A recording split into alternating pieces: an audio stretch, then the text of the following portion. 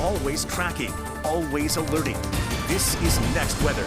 Let's take it to Space Coast real quick. You can see it is torrential rainfall they had yesterday. This is from Titusville. You can see all the roads are just swamped with water. Some areas getting 10 to as much as 15 inches of rainfall in just a short amount of time. North of that, we had severe weather. And by the way, all that rainfall did come down and impacted with portions of northeast of Broward. You can see the scene there not looking good. We're much quieter today. I still think some showers are potentially in the cards for the rest of this evening, but it's not going to be anything like they had up north or in our area here last night in Broward. We are going to turn drier and much cooler and much more comfortable. It is brutal out there right now. It feels like the 95 degrees.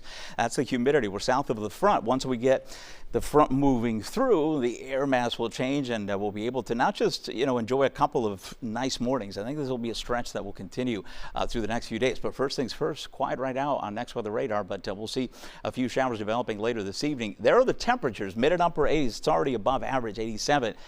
You factor in the humidity, and this is what it feels like right now. So we're looking at 93 up towards Pompano Beach, 94 in Fort Lauderdale. We are the warmest and most humid spot across the U.S.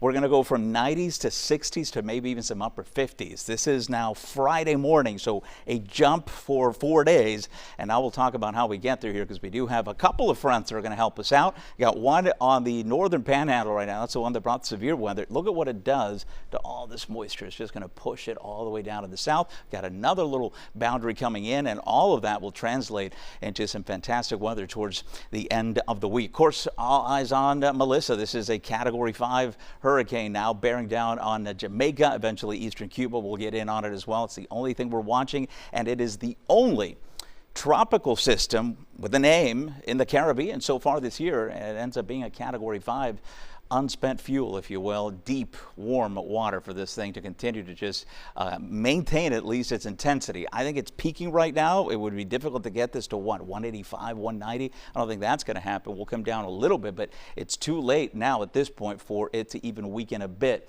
The impacts are going to be major across Jamaica and in Cuba because of the rain, the relentless amounts of rains over the mountains, and also, of course, with the storm surge that's going to be coming in. Anyone that gets the eastern side of this, so this makes landfall west of Santiago, the bay is going to get inundated. They're going to get some flooding, and then eventually this goes up into the Bahamas, heading into the middle and latter part of the week with all that rainfall. Moderate risk for rip currents for us heading into tomorrow. This will be one of the last days that we'll have the humidity. Then things will begin to come down significantly as we head into the end of the week. Halloween is almost here, right? That's coming up on Friday. Temperatures in the 70s. That will do that with very comfortable humidity. Not going to have any problems at all. In fact, this will usher in, I think, will be a pretty long stretch of fantastic weather here through the weekend and heading into early next week. Look at these numbers.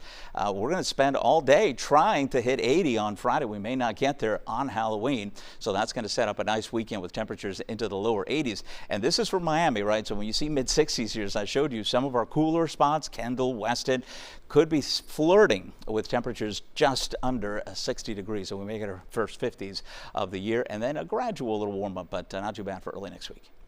Right, we're all looking forward to that. Ivan, thank you.